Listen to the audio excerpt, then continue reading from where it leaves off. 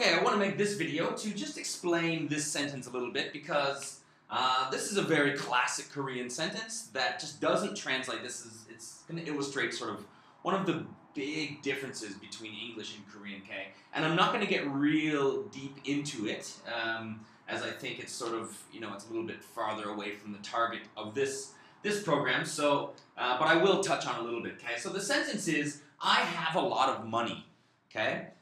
But when we break it down, okay, I've talked about how I'm not going to use the subjects too much, but just to illustrate this point, I want to. So, 나는, okay, na is going to refer to myself.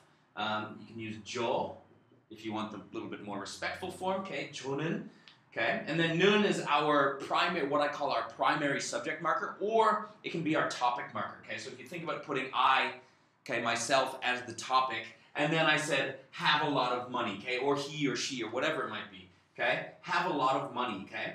What it's going to be is putting yourself as, again, we'll just use I for the example, putting yourself as the primary subject or the topic. And then what you have is this little secondary sentence, okay, where money is plentiful. And the reason I word it like this is to show you that in this secondary sentence, money is the subject of this little secondary sentence, okay? So the word for money is 돈, okay? And then we have our 이 and 가 that we've talked about, okay? So we have 돈이, okay? 돈이. And then to be plentiful, we've seen in our target verbs today is 많아요, okay? So we're going to have this, okay? 돈이 많아요. This sentence on its own means there is a lot of money, okay? There is a lot of money, or money is plentiful. And then, again, this is sort of what I mean by a classic Korean sentence, is that even though this is a sentence on its own, it's going to sort of attach itself, okay? If you've already declared the topic, and then you have this little sentence, this sentence is going to apply to this. So if I said, 나는 돈이 많아요, that would mean I have a lot of money, okay? But if you break it down into the Korean style, it's like money is plentiful, okay? But this sentence is sort of attaching itself to this because we've declared this as the primary subject or the topic, okay, that we're talking about, okay? So this is just a classic example, and there's a lot of stuff like this. This is a classic example of, a very normal Korean sentence in a lot of ways, and obviously very different from the English sentence. Let's just give you another one. If I want to say I have a lot of friends, okay?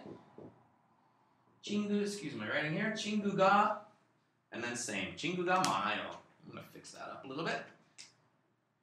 Okay, 친구가 많아요 would be that one. Now, if I wanted to say, another example, just to give you more examples of this style of sentence a little bit, if I want to say I have a friend, not I have a lot of friends, where to have a lot is 많아요.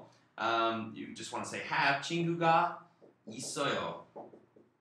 Okay? 나는 친구가 있어요. Okay? I have a friend. And a more, common example rather than saying I have a friend would be I have a boyfriend or girlfriend. Okay? 나는 여자친구가 있어요. 나는 남자친구가 있어요. Okay? So you could use it in that sense as well.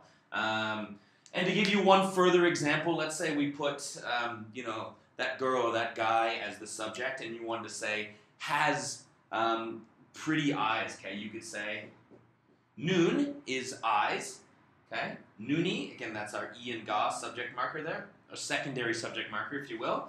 예뻐요. Excuse me. Okay? 눈이 예뻐요. Now, again, this is a sentence on its own. In this case, the eyes are the subject, and then to be pretty. So the eyes are pretty. And again, as long as you put that person as the main topic or the primary subject, okay, then this sentence can attach itself to that person, okay? So if you want to use 나는 눈이 예뻐요, okay, that would mean, so again, the literal translation would be eyes are pretty, okay? But again, contextually that breaks down to I have pretty eyes. So I hope that's clear. Again, this is something, this is a concept that I think takes a little bit of time to get used to. I certainly don't, and if it makes sense what I just explained, that's great. But in terms of putting it into actual use and speech, it's going to take time to sort of wrap your mind around all the examples and different ways you can use that. But again, I think it's a little bit beyond the scope of this course. That being said, anytime we do see a sentence that uses this, I might bring it up again. So But I hope that's helpful. If you got a question, let me know.